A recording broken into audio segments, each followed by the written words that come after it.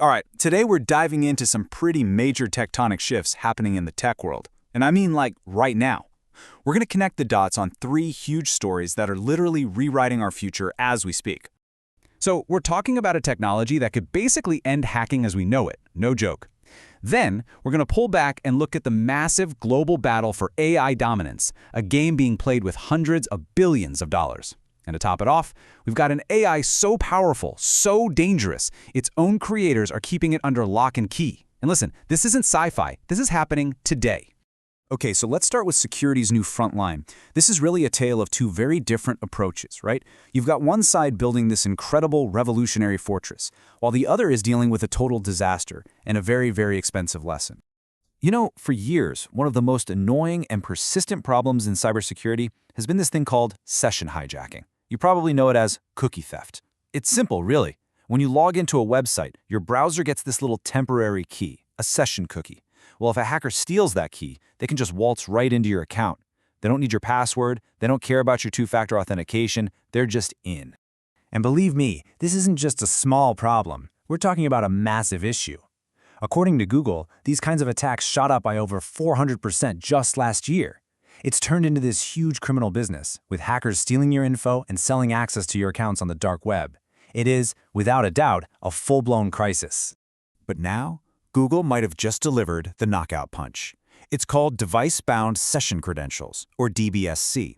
And the idea behind it is actually pretty brilliant in its simplicity. It uses a piece of secure hardware that's already in your device, like a TPM chip, to create a totally unique cryptographic key. Then it locks your session cookie to that specific key on that specific device. So what happens?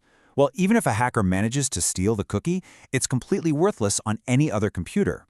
It's exactly like stealing a car key that will only ever work in one single car's ignition. It's a game changer. So while Google is busy building this amazing new fortress, we get a really harsh lesson on what happens when you're just reacting to problems. Case in point, Bitcoin Depot. They're the biggest operator of Bitcoin ATMs in the US, and they just found out the hard way how weak their defenses were. And that lesson cost them $3.6 million. But here's the really wild part. It's not just the money they lost, it's the timeline. The hack itself went down on March 23rd, but get this, it took the company 2 full weeks, 2 weeks, to decide that, hey, maybe losing millions of dollars is a big deal we should tell our investors about. I mean, that kind of delay just makes you wonder what's going on inside the company, right? And this whole situation just perfectly sums up the problem. Like this analysis says, it's a huge red flag for anyone invested in the company. It's a wake-up call that even big, publicly traded companies can have these enormous gaps, not just in their cybersecurity, but in how they're run. So the takeaway is crystal clear. You have to be proactive with this stuff, because cleaning up a disaster after the fact, it's always way more messy and expensive. All right, now let's zoom out, because this theme of high-stakes competition is playing out on a much, much bigger stage, the global AI arms race. We're not just talking about code and startups anymore. This is about geopolitics, national security, and frankly, hundreds and hundreds of billions of dollars. So for the past few years, this whole conflict has been like a giant chess match with two very different strategies. On one side, you have the US using sanctions, trying to block China from getting the most advanced AI chips from companies like NVIDIA. And on the other side, you've got China, which has responded by going all in, pouring massive resources into building its own domestic AI industry from scratch. And we just saw a huge sign that China's strategy isn't just a plan, it's working. Alibaba just flipped the switch on a brand new AI data center. And what's powering it? 10,000 of its own homegrown Zhenwu AI chips. This isn't some lab experiment, folks. This is a massive, real-world deployment.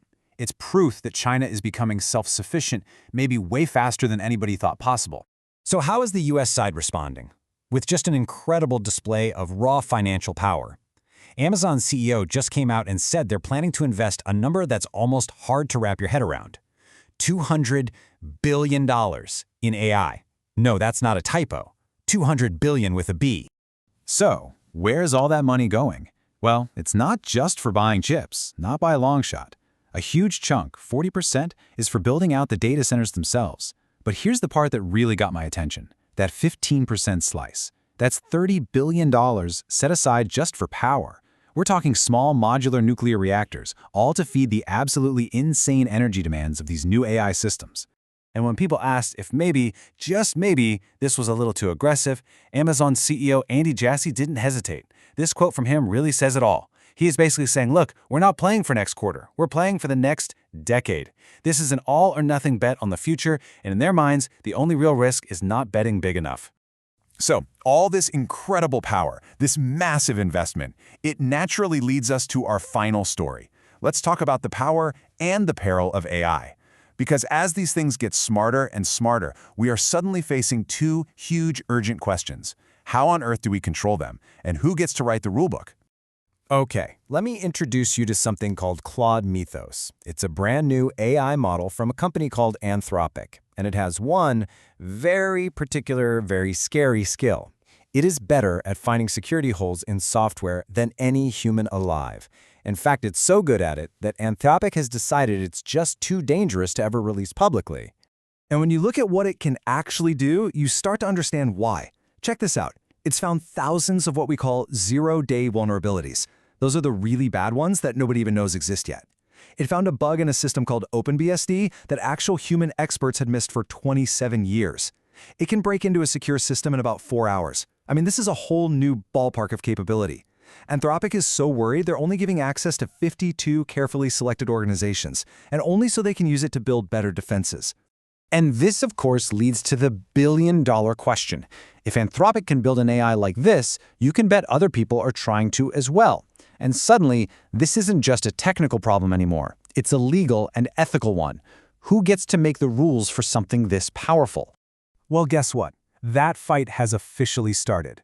Elon Musk's company, xAI, is suing the state of Colorado over the very first major AI law in the country. On one side, you have xAI saying the law is way too vague and it's going to kill innovation.